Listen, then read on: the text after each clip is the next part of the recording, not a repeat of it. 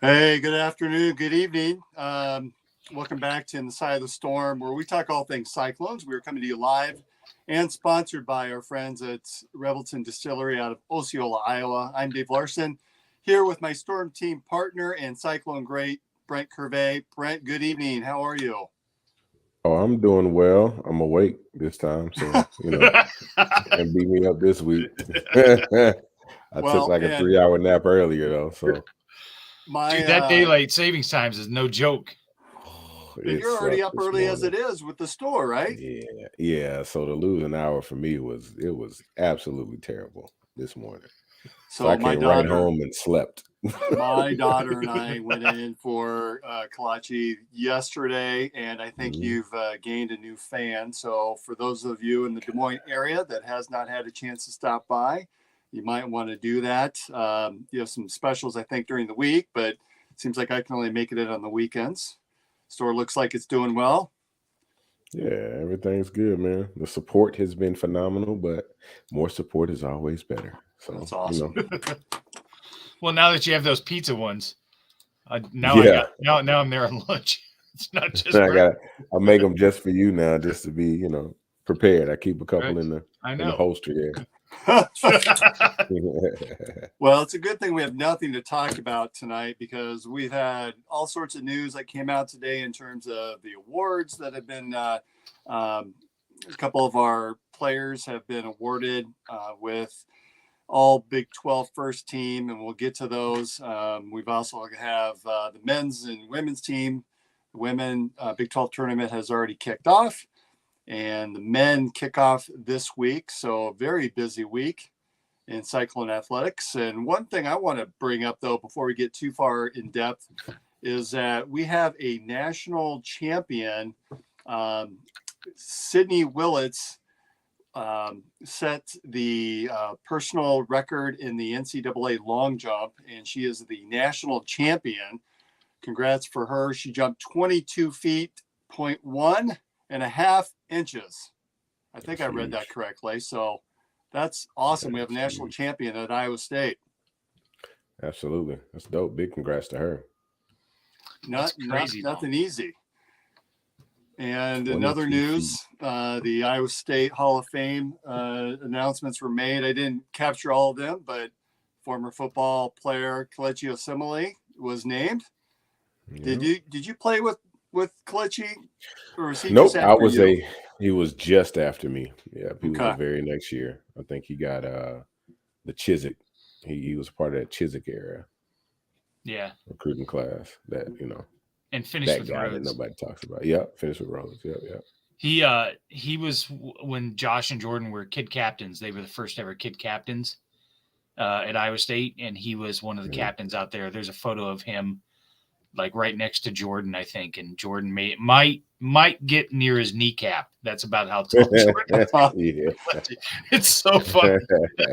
And he may still even today because he's a mountain of a man. Had he a is. great Iowa State career and ended up getting a Super Bowl Yep. in the NFL as well. So another Mhm. outstanding Cyclone being awarded. I think some of the criteria, you have to be a 10-year graduate or post 10 years and have to have your degree from Iowa State. So big kudos to the Big O for being named a Hall of Fame with Iowa State. Big KO. That's huge, man. Another Texas guy too. Oh, is he from Texas? Hmm. Yeah, I think he went to side, like a Sci Fair, so it's just outside of Houston, but like it's a suburb of Houston out there. So Well, do we want to start with men's or women's basketball today, Brent? listen, like I said just a couple minutes ago, it's your world. I'm just in it. So Oh, you know, let's talk a little bit about the men here. So I busted out my 2014 Big 12 championship hat, as you you can had that see on in the there. shop too, didn't you? What's that? You had that on at the shop, right? You know what? That might have been this one, the Oh yeah, that's the one you had. 2017. And then Golly, upstairs, just the I have the man with all the hats. We 2019. got so many championships, can't keep track of how many hats we have in the Big 12. Golly, what's going on here? I admittedly, I'm a hat whore as well as a running shoe whore. I fully admit to that. There it is. So wrong with busted it. this baby out, 10-year anniversary. Fred Hoiberg was the coach, and here we are sitting on the eve of the Big 12 championship tournament. Iowa State goes in as the number 2 seed, which they a little bit of a disappointing loss yesterday against Kansas State in Manhattan. I don't know that we were totally surprised by that. Brett, any takeaways from you on the K-State Iowa State game?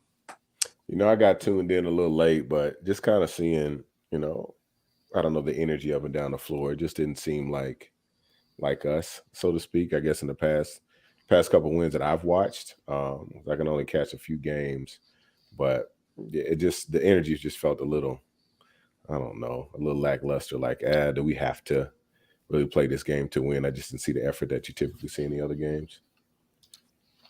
I would agree. I don't know that we've played particularly well in the last 2 or even 3 weeks. Our offenses seem to really sputter, and that's a lot of the talk on the radio and other podcasts that I've listened to, some of the frustrations with the offense. But same token, I think when we look back in the last couple of years under TJ, that second part of the Big 12 season has really been a challenge for us. Teams seem to figure us out a little bit, and they've adjusted. And we seem to have some struggles this season as well in the second half of the Big 12 play.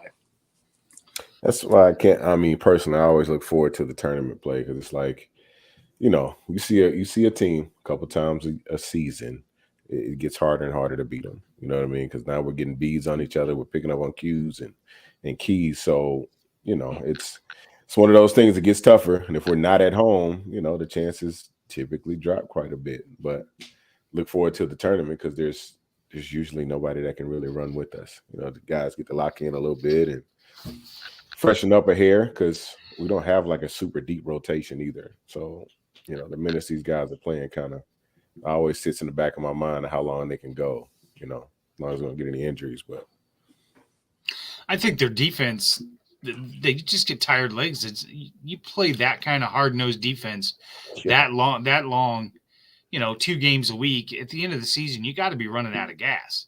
Yeah. You know, and especially to your point, if they're playing teams that they've played before, you know what I mean? That's even harder. I'm with you. I think when they get in tournament play with that defense and the turnover ratio that they have, I think they can make a deep run.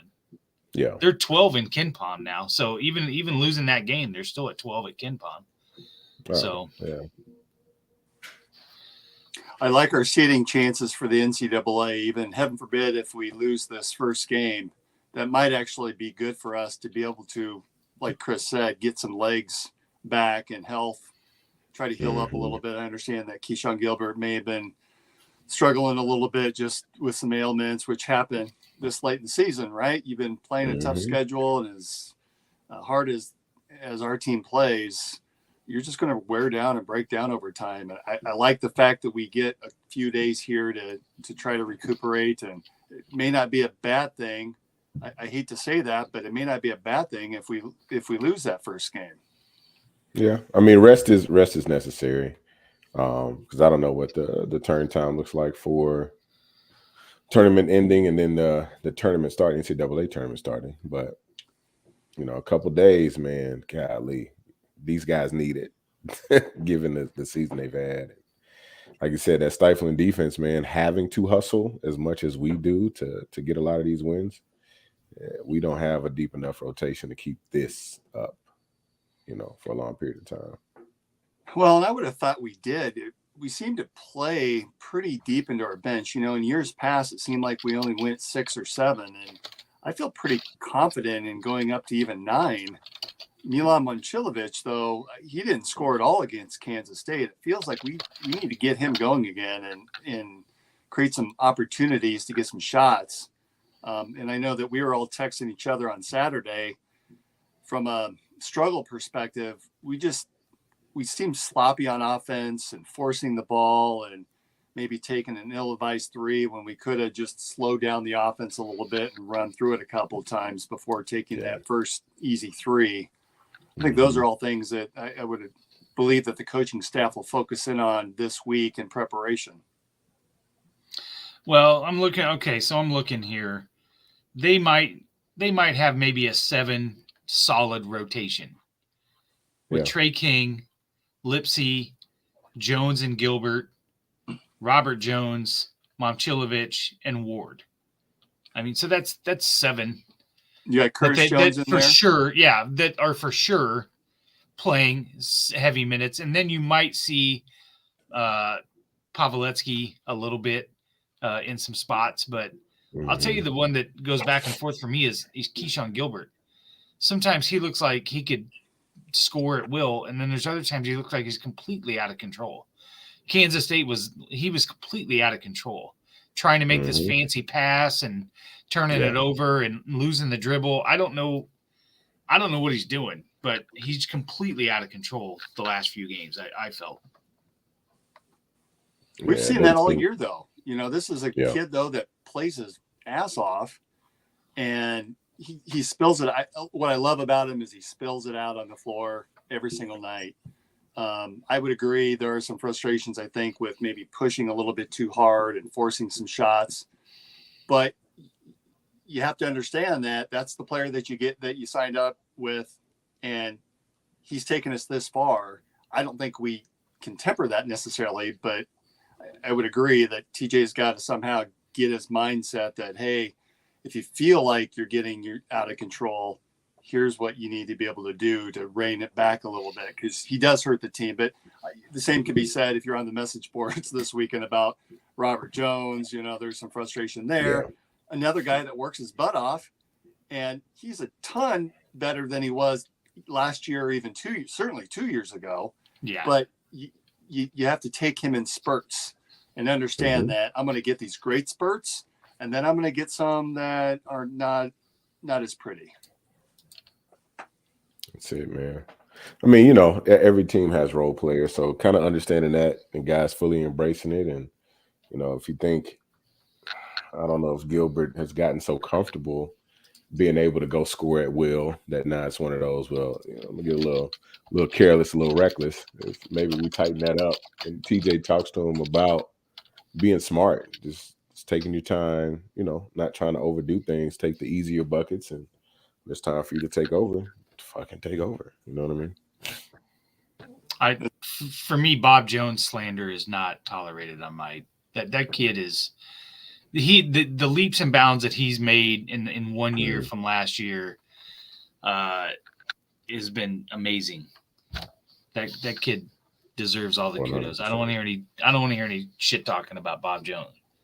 And at the end of the day, we have to remember this team was Twitter's going to blow up. Right. At the end of the day, this team was picked to be what, 7th in the league. 7th, yeah. They're number 2. They were fighting into Saturday to be the number 1 seed. They are going to be a 2 or 3 seed in the NCAA tournament. They were 13-5 in Big 12 play, for crying out loud. Yeah. They had a great year. So we're being a little bit nitpicky on some of these things just because we want to see them win every game, of course, but they've had a really solid year. And I think as fans, sign me up for more of this. I love it. I'm just looking. So On3 Bracketology has them a 2 seed in Omaha. I would take that. So in a heartbeat. They have in Omaha, Washington State, Mississippi State, Iowa State, South Dakota State, Creighton, Toledo. I didn't realize Creighton could be that. I thought they were the host team, but maybe Nebraska is. That seems a little unfair. Creighton's playing in their own gym. We'll be playing in our own gym if we're that close. If we go to Omaha, right? Yeah, Hilton. Iowa State fans travel. That's just Hilton. Hilton West. I know. I had to think about it too. I had to figure out which way it was. Yeah. Well, and if anything, I don't think Iowa's going to make the tournament because they laid an egg tonight. Oh, did they? They had to win against Illinois, and I don't think they did. Not from the Twitter users that I was watching. They didn't win. Oh, do they still have a basketball team? Yeah, that's a great question. They did. They lost to Illinois 73-61. They did. Yep. They just one of the Waukee kids just got the first triple-double in school history, which was super weird. Like the school Oh in yeah. program history, you get to Peyton Sanford. I think he just play out here at Waukee. Oh yeah, Peyton Sanford. Yeah. Yep. I found that is they've had a number of good players there. I was really surprised that was the first triple double. Yeah. It's like, man, how many years have you guys been, Yeah. moving that little ball around? That's crazy. And we had 2 this year. They were almost in back-to-back games. Well, nobody talks about greatness. They'd rather focus on. I'd rather focus on accomplishments that never happened in the school's history, which is mind blowing. All right, so the men's tournament in earnest starts on Tuesday with some of the lower seeded teams playing one another to really play in to the tournament. Second round begins on Wednesday. The 2 games or the 1 game I think that we have the most interest in is Kansas State taking on Texas. I have to admit that would be of interest to watch either of those games. Teams play against Iowa State in the following day because you'd have that return rubber match game against Kansas State. I think that our players would have a lot to prove. And obviously with Texas and the Tyrese Hunter, maybe to wrap up his career in the Big 12, that would be a nice game to be able to play and wrap that bow tie around his neck. And to beat Texas. Absolutely. So that game is, it looks like Wednesday at 5:00. Yep. No, 6. 6:00. I don't have my glasses on today. It's all right. And then the Iowa State game would be then the winner of Kansas State and Texas, 6:00 down in Kansas City at T-Mobile Center. I like that game. You're talking about a Kansas State team that will probably be a little bit beat up after playing the night before against Texas and then having to go match up against Iowa State in that defense. I like that first game. Doesn't matter who comes out between Kansas State and Texas. Do you guys have either any thoughts on who you think will win that game? Go ahead, Brent. I don't want to see Kansas State again. Yeah, I wouldn't. I mean, I personally would prefer Texas just to, that's one of those. There's still a lot of bad blood with that Tyrese Hunter leaving deal. So I love to see that storyline a little bit more.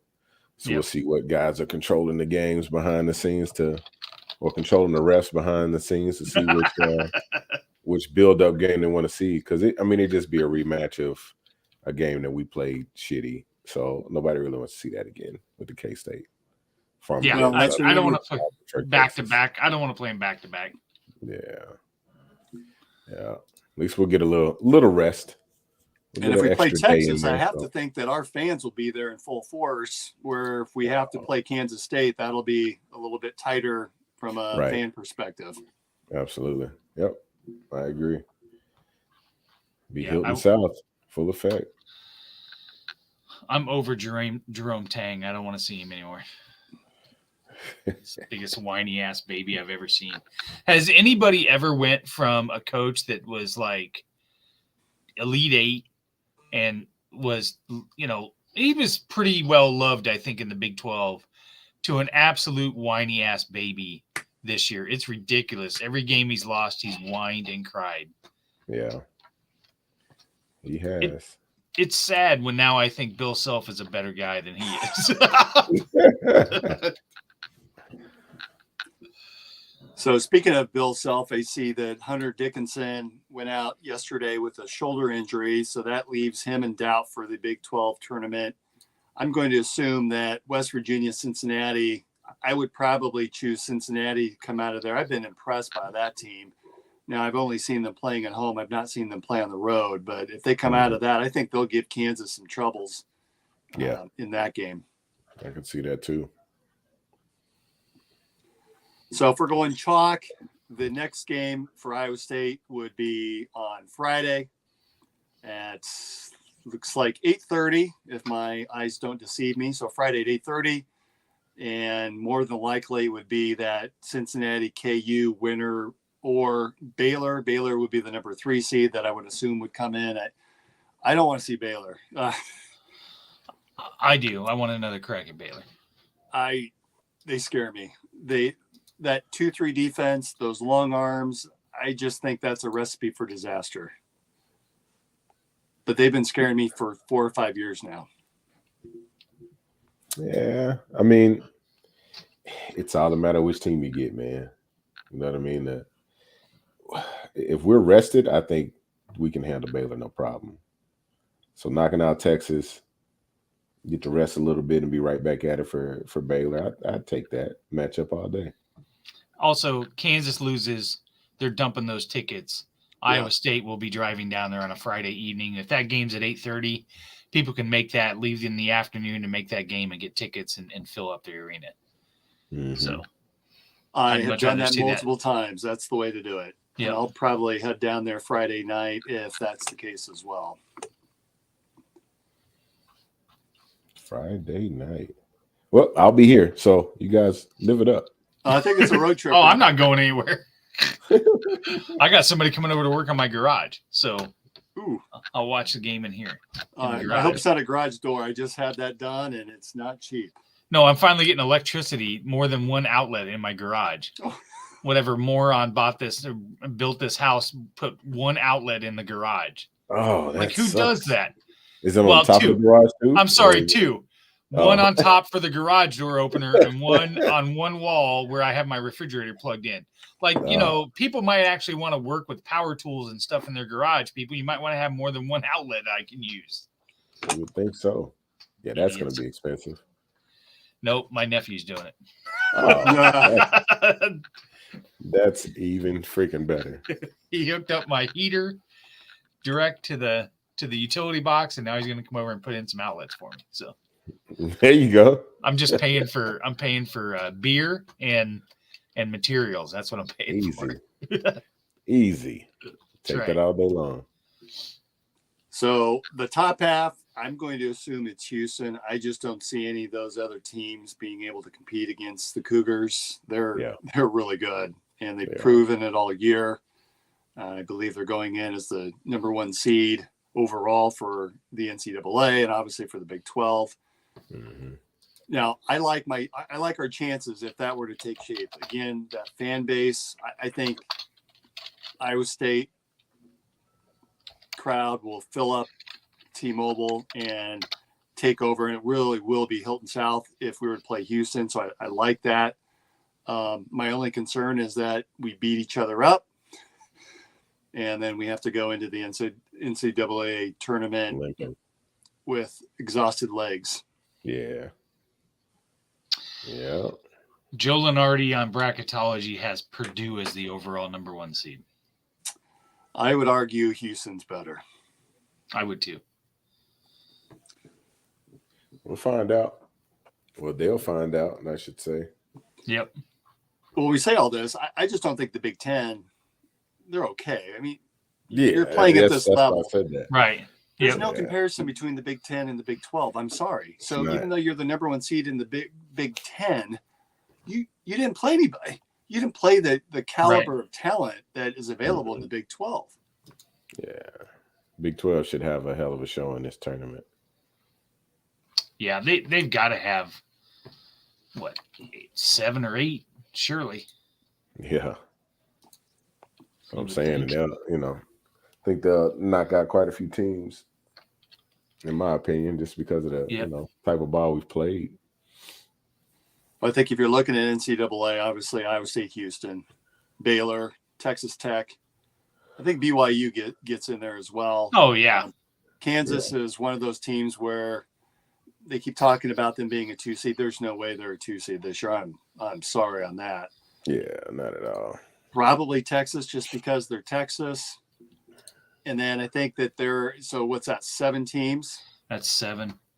I think that you've got one of these surprise teams that's probably going to be dependent upon how they do in the tournament this week. Yeah. But I can see TCU sneaking into there. Maybe Oklahoma. So Lenardi has 9 Big 12 teams listed. Wow. And if you're looking at the standings, then, after Kansas is Texas, TCU, and Oklahoma. So, yeah.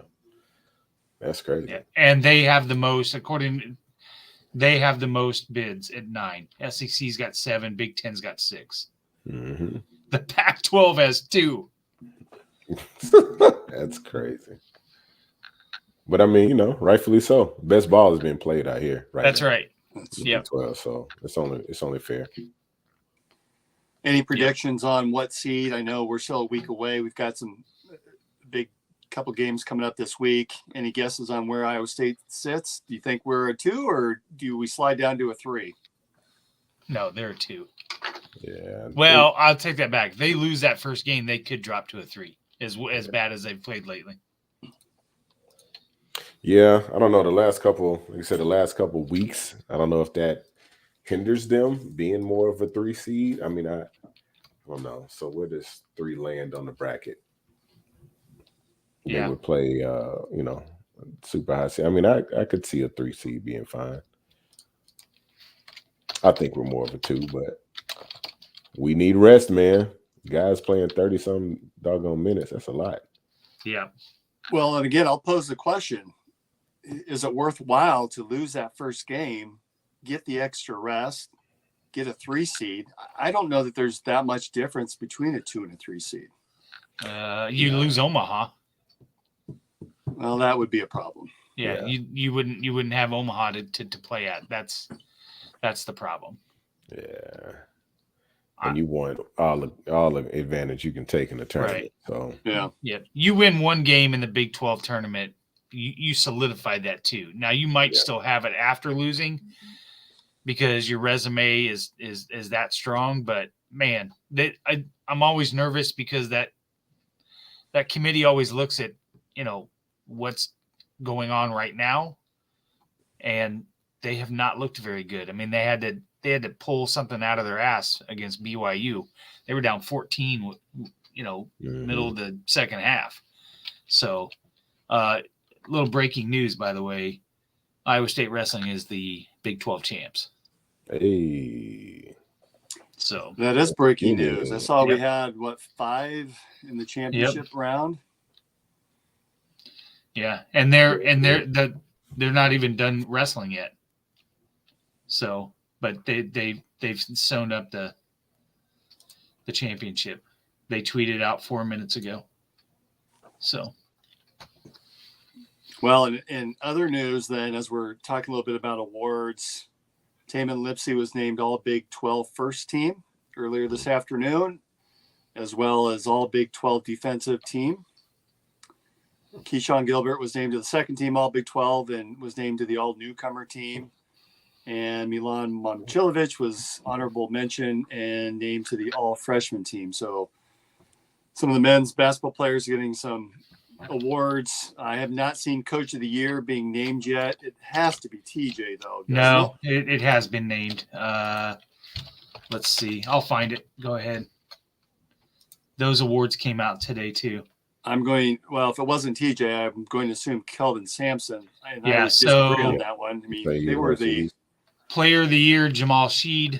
Freshman of the Year, Jacoby Walter. 6-man award. I disagree with this one. Jackson Robinson for BYU. That should be Curtis Jones. Yes. Curtis Jones should win that. Most improved player is Delon Diso from Texas. Coach of the Year was Kelvin Sampson. Newcomer of the Year, Hunter Dickinson. What a joke. I hate that guy. So at KU, yeah. Yeah, he's such a – if his last name isn't perfect, Dick. Sheed won Player of the Year and Defensive Player of the Year. So he's for real, though. I've been nothing but impressed. And I've seen him play some other Big 12 games, and that guy brings it. There's no doubt about it. Every game – when they need a basket, he's their guy. We talked earlier in the season about Iowa State. Who's the guy that you get the ball to if you need a last-second shot? And Smead is that for Houston. Yeah. That guy's He's a bucket tough. getter. Finds a way. All right, we ready to talk a little bit about women's basketball? Yeah, you want to take a break and then we'll come back? All right, let's take a break and hear from our sponsor, Revelton Distillery.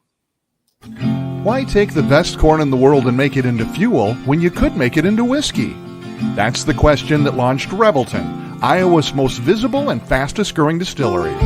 Owners Rob and Christy Taylor embrace the grain-to-glass philosophy, sourcing ingredients locally and overseeing on-premises production and bottling at their facility in Osceola.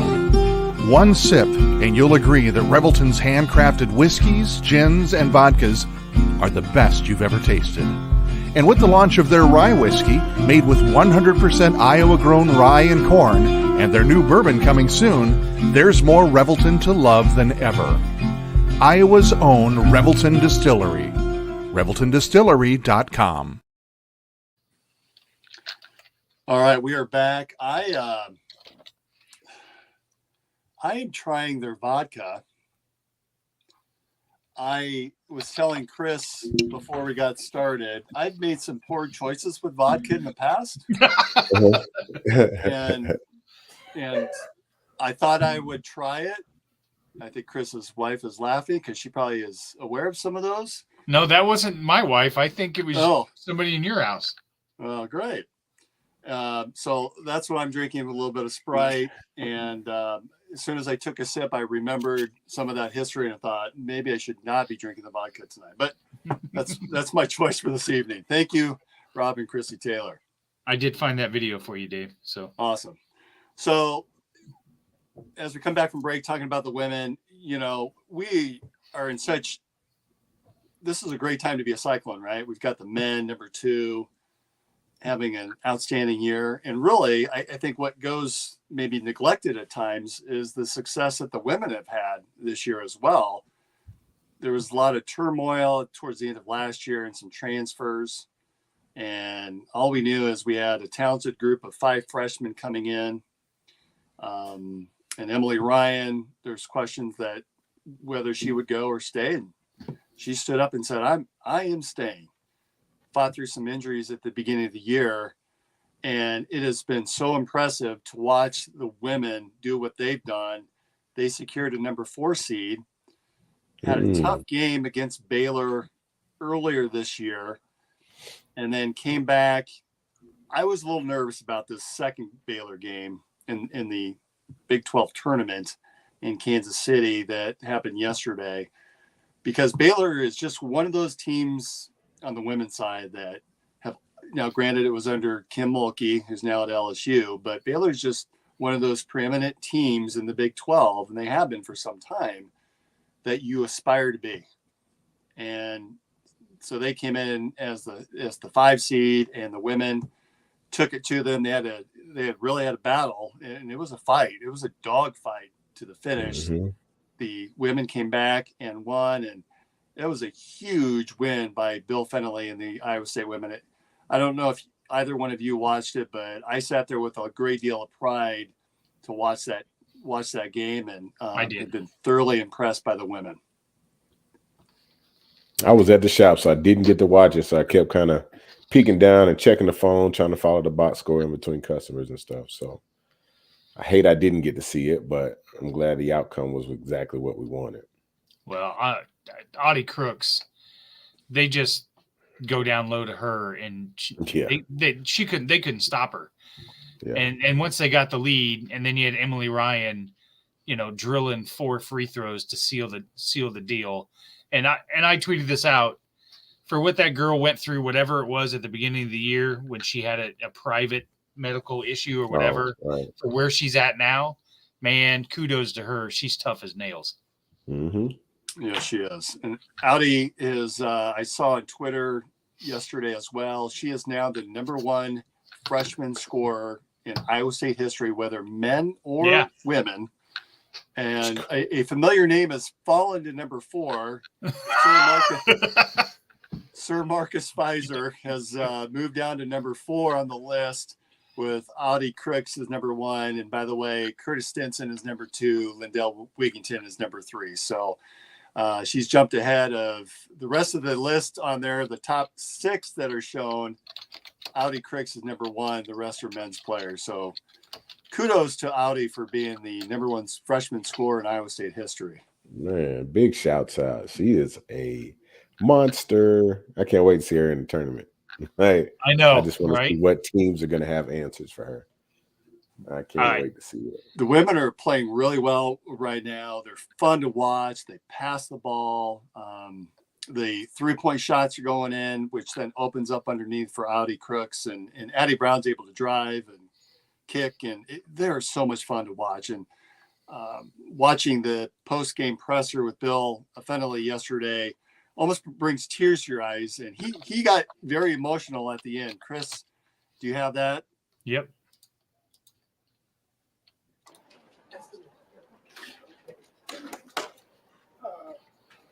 I wish I was smart enough to really tell you how proud I am of you, how much I love you. That was amazing. It really was. It was a great game. He beat a great team. And, all the stuff that we talk about every day about being resilient and doing the hard stuff and embracing who we are. But please enjoy what you just did. Don't worry about what's next.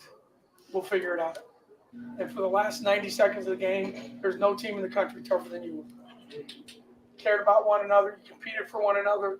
Energy on the bench was the best it's been all year. That's the way this is supposed to be. All right?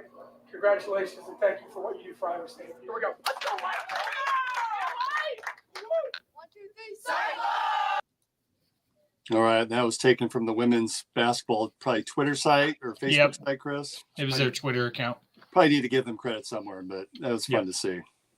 Man, that guy, you can tell him and Coach Mack are damn good friends, man. Yeah. Listen to him talk and just, kind of personally just closing my eyes and thinking back and listening to some of the speeches after big wins and stuff like that. You can always tell the guys that run together. So that's a hell of a coach at Finley, man.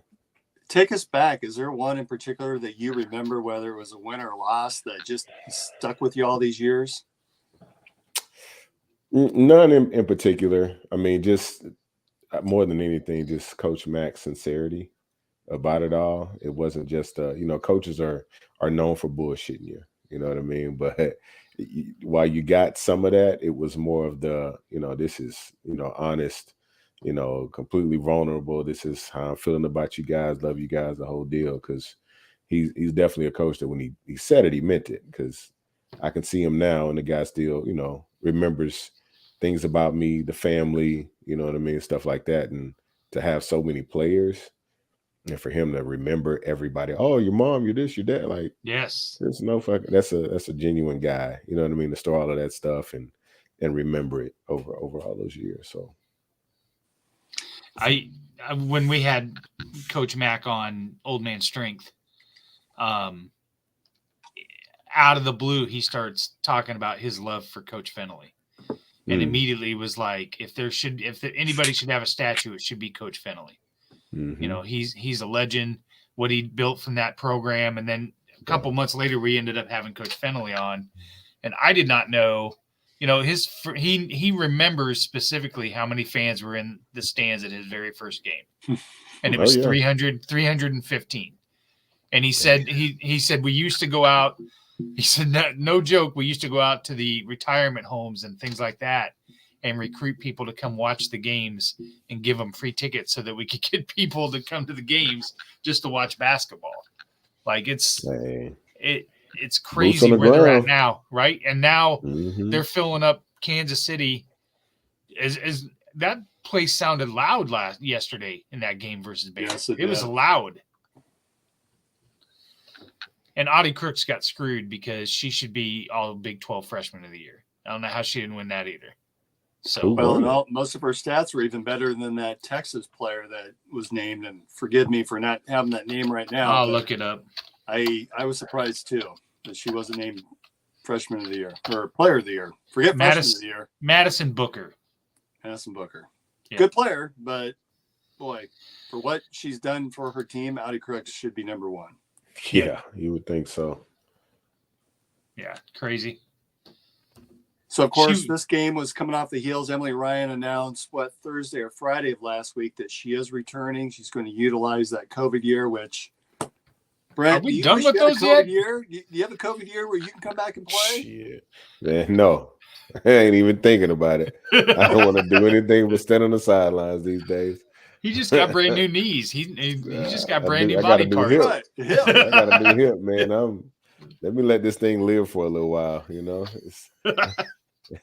don't even want to go outside and jog, let alone do anything else at this point. Surely these COVID year, this has got to be the last year, right? I was trying to. Stacy Yeah, asked me about this today.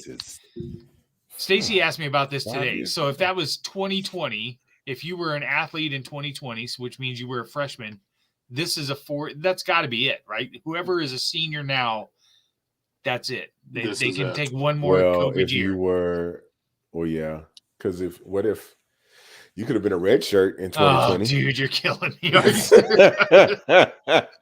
I bet you might be right now. I'm I think serious. you I might think be it's got to right. be one more year. I think it'll be after 2025 is probably done. That's I think crazy. COVID years will be done because I'm sure you could transfer in as a freshman from somewhere and then you're still probably trucking away or whatever the hell. Yeah, that's nuts. Well, I can imagine these talented freshmen with another year of Emily Ryan. I mean, yeah, I would say women.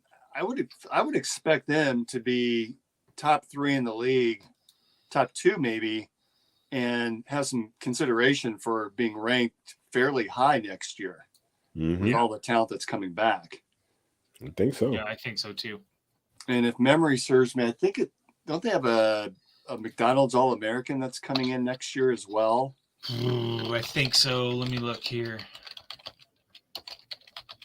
Keep talking. Don't wait for me. So that will be interesting to add her to the mix. Obviously, we don't know if there's any transfers. That's always something that I think under today's transfer rules, we have to be aware of, that we may not, while we would hope and expect to see all of those that are eligible to actually return, there is a risk that we may see a few transfer out for whatever reason. Yeah, it's always a risk, unfortunately. So Allie Tanky, who plays for Johnston, is a 5'11", 4-star guard. A guard at 5'11". Yeah. Yeah. Whoa. And then Reagan Wilson from Noblesville, Indiana. These are just the 2 that have committed so far. They don't have her ranking here. So, although if I'm Coach Fennelly, I'm going to remind any girl that's even considering transferring, look at the girls that transferred last year. They did not reach the heights that I think that they all wish they would have reached, nor did they get the playing time that I think that they desired to have. Yep. Remember the panic in the fans last year when they were all leaving and everybody was all up in arms? Yeah, I know. I know. I'm talking about you, Dave. Well, as a fan, though, it made you wonder what the hell's going on if everyone's transferring out. Now, you see all the freshmen coming in, you go, okay, that makes sense. That makes some sense. So you can't really complain too much about it, but at the time, we all wondered. Crazy. I want to ask a question, Brent, on a completely different subject. Do you see that Arch Manning opted out of not being in the new NCAA video game? I did. What is with that? I don't understand that. I don't understand the tactics behind it. I mean, I don't know, man. The kid's wealthy already with his family and the whole deal. He's like, maybe he doesn't want to take any more spotlight away from Ewers until he actually gets to play, I guess. I don't know. That was a different move. But I think in my mind, if anything, he's trying not to. I don't think he wants to take any more spotlight from Ewers at all. You know what I mean? So yeah. But shit, I don't know. I don't give a damn. It's a competition because we're trying to get to the same place. So we're gonna make each other better, and we're gonna compete. Well, and I give him credit for sticking around. We've had a lot of those discussions on this show about transferring and whether you or Marcus would have transferred if the rules had been in place at that time. And your belief is no, you committed and you need to stay with the program. So I give Arch credit because it would be very easy for him to transfer at this point. Oh, for sure. But he's I'm sure he's getting a nice, healthy little bag to keep him there too. Yep.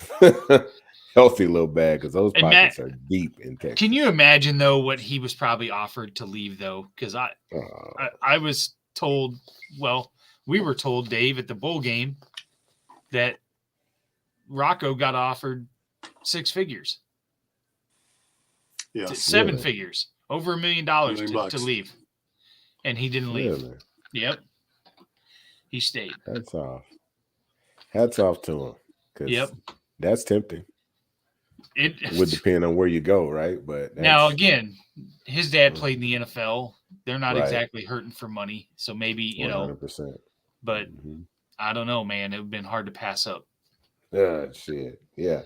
That would have been hard as hell to pass up. $600 and a free game. I'd sign up for that right now anyway. Well,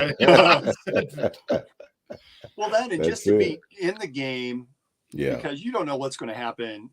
Let's say he comes in game 7 or 8, tears his knee, and he's done. To be able to be in that game, that's forever. Right. I think I would sign up for it just to be in the game. I got the old games that the old NCAA games that I was in for that reason, just to have. Oh, just yeah. to say that out, you know what I mean? Just to have, but don't have the old Xbox that works to play it. But shit. So did you buy? You can go to Jay's CD and Hobby. I'm sure they got what you need. I should go to Jay's because they got a ton of that stuff. They do. Great idea. You need one to play and one never to open. That's a great idea, but at this point, I don't think there's any unopened copies. That's 20 years ago. You know what? I didn't realize when COVID hit and I knew I was going to be working from home, I thought, you know what? I'm going to go buy some old video games. And I thought, I'll see if I can find one of the old NCAA games. Dude, they were on eBay for like $180. And I was like, that's ridiculous. High as hell. Yep. Because when I ordered mine during COVID and I paid like $70 for it. Yeah, 70, $80 for it. It's like, damn, inflation's crazy. It was like $25 when I was in college. But it's worth every penny. 100%. Man. 100%. I know. I may have to break down and buy a PlayStation 5 when that game comes out. There you go. I'm getting excited about it. I was standing in PlayStation gets no love. College Football Hall of Fame, and somebody was sitting there playing in NCAA. I think it was one of the older ones, but you get that sort of excitement as a kid in your stomach, and your heart starts beating a little bit. You get a little sweaty watching it and going, oh, I want that game so bad. Mm-hmm. I know. I'm definitely copping it. I hardly ever play my PlayStation anymore either. So, yeah. Well, hopefully they'll allow us to be able to create players, and we'll add you back in, Brad. Yeah. Make sure I'm 99 on everything. I'm making Marcus. I'm going to put Marcus in as a tight end. You should. We're going to have fun. Build an all Cyclone team. There you go. Basketball and one of the games that I don't remember, we probably have it stored somewhere, but you could take the mascots and play mascots against other mascots. So everyone wants, So that was that was the most recent one, the NCAA football. Was it? So I think 14 was the last one. My son and I sat down. We played Cy versus Herky. It was fun. Yeah. It might have been an older one. And I know that was a version when I was around, so early 2000s. Okay. Mm-hmm. So another football news, as we're talking a little bit about football, we now have an offensive coordinator. Taylor Mouser was named as the offensive coordinator and tight ends coach. I'll be curious to see if that has any sway with the quarterback room. I guess I get a little nervous with JJ still pretty young and Rocco that we could see some movement now with one of those two. Yeah, I'm curious to see, man. I talked to, so ironically, JJ's younger brother, Jace, is a Giant. He's our quarterback for my son's 10U 7-on-7 team. Okay. So he slings that thing around. So he's walking a pretty solid path. That kid is. That's the reason why you brought the hardware home. Oh yeah, a huge part of it. Yeah, Because at 10 for 10-year-olds, I haven't seen a quarterback yet that's anything close to Jace Wow. at that age. He can throw the ball wherever he wants to and makes good choices and stuff. And I was like, this is got a couple good years of running with this guy. Can't wait. But Right. yeah, I don't know, man, because I talked to the Coles a little bit and, just curious about what it looks like. But I know JJ is gonna work his butt off to see if he can't make a run at that starting nod. So good. We'll see. And I've seen some of the football videos that they put out with their spring practices going on in preparation for the spring game, which again is 420. And I've seen that's a hell of a day. Some JJ sightings in those Right. videos, so he's still around. Oh yeah, April 20th. Okay. I think that'll be a good day to have a spring game. I'd say so. I didn't realize there was some smoke in that picture either online. I wonder if that was on purpose or not. But say what? On the Cyclones website, it just says that Iowa State to hold a spring game April 20th. I was like, huh, it's kind of smoky. Shut up. Where's that at? This on the Cyclones website. It's the view from the sky. Oh. It don't look like no clouds to me. That's all I'm saying. Who is running their social media now? Hold on, I'm looking. It's probably some intern somewhere. Oh my God. A little shameless. They're like, spring game. I've never seen this. So we're going to see a big spike of everybody. Those are definitely not clouds. I'm just going to tell you, those are not clouds. It looks like a little haze. All right, so Chris is going to pull it up here for those of us who are watching. Oh, you're right. Yeah, just saying. That's hilarious. Looks a little hazy, not necessarily a little hazy, cloudy right? From that view. I love it. Some young guys running in. Oh, 420? Got the perfect idea. I've got a great idea. Oh, yeah. That's awesome. I am getting confirmation, but we will have Coach Mauser on the pod. There you go. Our good buddy Keith Schrage, who played under Jim Kreiner and was a GA assistant under Walden, who's kind of hooked me up with some guests and stuff on Old Man Strength. He texted me last week and said that he was good friends with Coach Mauser, and he's kind of working out the deal for us. So there you go. If not next weekend, maybe the weekend after. But that'd be a lot of fun. Be nice to have Coach Mauser on. So yeah. So. Oh, yeah. And Chris, speaking of Old Man Strength, you've had some great guests coming up.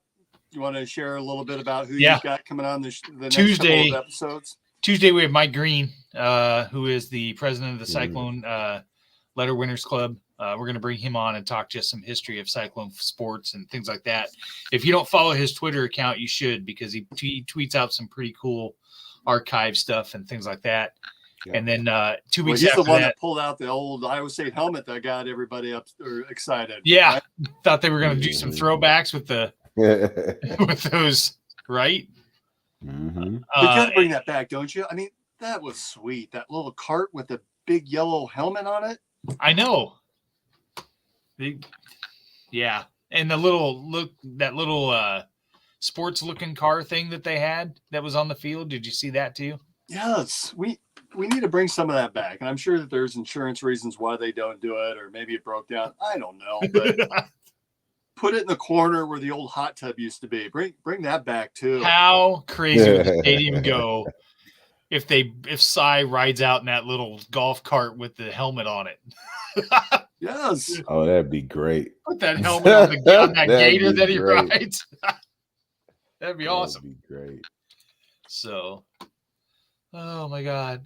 Yeah. And then 2 weeks after that, we have Brooks Reynolds, who is the chairman of the Bacon Fest here in Iowa. That's world renowned and things like that. So yeah, it's kind of cool. And the last episode we had Tim Kriesman on, who played with Keith and is the one that developed the pizza for We Will. So, oh, nice. Yeah, that was a fun episode. I enjoyed that one as well. And you've had some good guests here on False Starts. You had Ross Peterson on last week. Yep. So more new content there. And shocking, Hot Mess Happy Hour. They had a nice episode last week as well. So yeah, download that, take a listen. They had a segment on Heather and Sean's show on KXNO, and we have a couple new pods getting ready to launch in a couple weeks. So yeah, we're growing. So A lot of fun. Growing So and the showing, baby. women, as we wrap that up, the women play tomorrow at 1:30 against the number 1 seeded Oklahoma Sooners. That will be a tough game. There's no doubt about that. But boy, if they can pull that out, the next game following is either Texas or Kansas State. And again, I'll come back to Hilton South. If Iowa State's playing Texas, that game is going to be Hilton South, definitely. Mm-hmm. And I would argue that it could be that way tomorrow afternoon at 1:30 against Oklahoma as well. So that should be a good game. And then again, the men play Thursday evening against the winner of Kansas State and Texas. So we've got some great games coming up as we head into consideration for next weekend. So next Sunday, we should have a great show being able to break down the NCAA tournament, where everyone's going. For those of us in Central Iowa, we've got a lot of activity between the Iowa State men and women. We've got the Iowa women. We've got the Drake men and women that are in the tournament as well. So, boy, just a lot of fun. I did nothing but sit on my butt yesterday watching basketball. It was a fun day. Damn, I wish I could do that. One day, it's going to happen. I'm banking on that. One day. One day, I'll be right there. Your son was in there helping you out on Saturday. Just turn the keys over to him. That requires yeah, not quite. Not yet. Not quite. Yet. Nah, not yet. Small baby steps, man. Just taking baby steps. Brent, are you going to the Kansas Iowa State game that's going to be down in Arrowhead Stadium? Are you going to make that trip? Probably. I think we're going to make a road trip down there rocking too. all of my Cyclone stuff too. That's right. That's my boy. That's my man. Not a KU dad yet. That's my man. You're still a year away, right? There. Huh? That's still a year away before you have to make that call, right? Yeah, that's what I'm saying. So he knows. Now if you give me something, it's better say KU dad. I'm not just rocking KU gear. I'm just saying what you should do is drive that Brandon ambulance down there and tailgate that full Iowa State ambulance. That's what you need to do. I should. That'd be so great. That's not a bad idea. Just walk out with just a little KU flag and just have that, and that's your dad commitment, and then. Yeah, that's oh my god. Yeah. I know. I'm full of great ideas. All right, Brent, it's good to see you again. And Chris, thank you for helping us navigate through some of the internet stuff and finding some of those links. We appreciate it. And that has been another episode of In the Side of the Storm, sponsored by Revelton Distillery. Before you head out for the Big 12 tournament and in anticipation of the NCAA announcements next week, and stop by and take care of our sponsors. We appreciate all that they do for us. And we'll see you next Sunday for another edition of In the Side of the Storm. That's it.